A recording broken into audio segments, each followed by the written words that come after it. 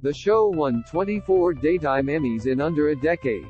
It was, how to put it without exaggerating in the slightest, freaking amazing. Related story: Santa Barbara alum reveals the plan to bring the soap back. I have the writer, I have the producer, I have a lot of the actors. January 15, 1993, marked the last broadcast of Santa Barbara. But longtime fans of the NBC soap will tell you that really, the show as we knew and worshipped it came to an end a year earlier, when Paul Rauch was brought on as executive producer and Pam Long as head writer. And yeah, before you ask, it does still sting. Here's why. In the beginning, created by Bridget and Jerome Dobson, previously the top scribes at Guiding Light, Santa Barbara was not an out-of-the-gate hit when it premiered in 1984. Though there was no denying the star quality of cast members like future Princess Bride Robin Wright as heroine Kelly Capwell, the sublime Lane Davies as her acerbic brother, Mason, or Louise Sorrell, later days of our lives Vivian Alamain, as the lustful Augusta Lockridge, there were, a few weak links.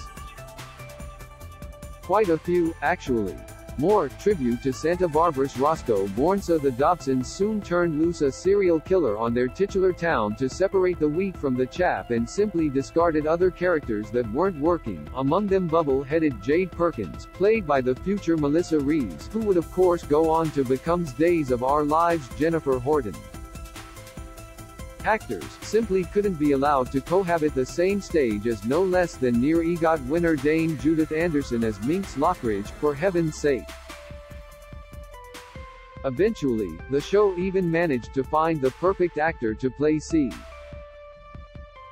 Capwell, patriarch of the serial's Fancy Pants Central family. It took 4 tries, sure, but the powers that be ultimately landed on Jed Allen, previously Don Craig on Days of Our Lives. And the guy didn't just play the part, he utterly became it. Seriously, check him out in the below scene, in which C. Menace's first wife Pamela, brilliantly brought to life by Marge Ducey. Closing parenthesis. The golden years. Tarnished. Unfortunately, the intrigue backstage was almost, maybe even more gripping than what was going down on screen. In 1988, the Dobsons were locked out of their own show, even as it was headed toward back-to-back Daytime Emmy victories for Outstanding Drama Series. New EP Jill Farron Phelps sensibly revolved the soap around fan favorites A. Martinez and Marcy Walker as star-crossed lovers Cruz Castillo and Eden Capwell, and to great effect. More, Marcy Walker's huge gamble, and how it paid off, but behind the scenes, the revolving door spun like a top.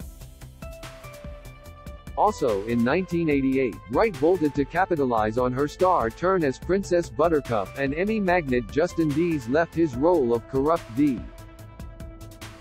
A. Keith Timmons. A year later, the show lost Davies and finally, in '91, Walker. Her exit might as well have been the final nail in the soap's coffin.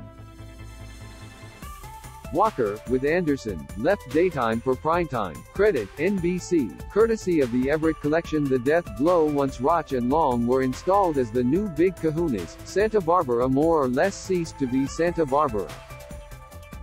They still attracted top-tier talent, but with MVPs like Guiding Light alum Kim Zimmer aka Reva Shane, and General Hospital grad Jack Wagner, the erstwhile Frisco Jones, front and center as, respectively, Jody Walker and Warren Lockridge, the show felt as much like Santa Anita as Santa Barbara.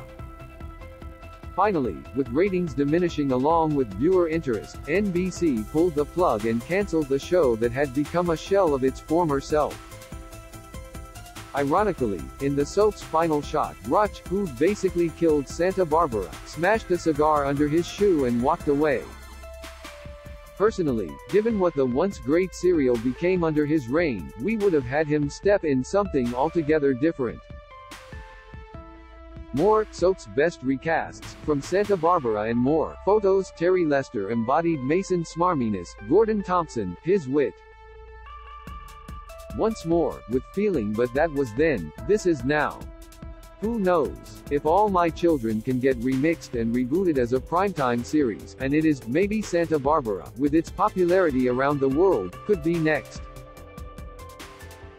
Whether it is or isn't, you can revisit the show via the R gallery of then and now pics of the cast or the below photo gallery, a who's who of who was significant to the Sutzer that we still can't believe is gone.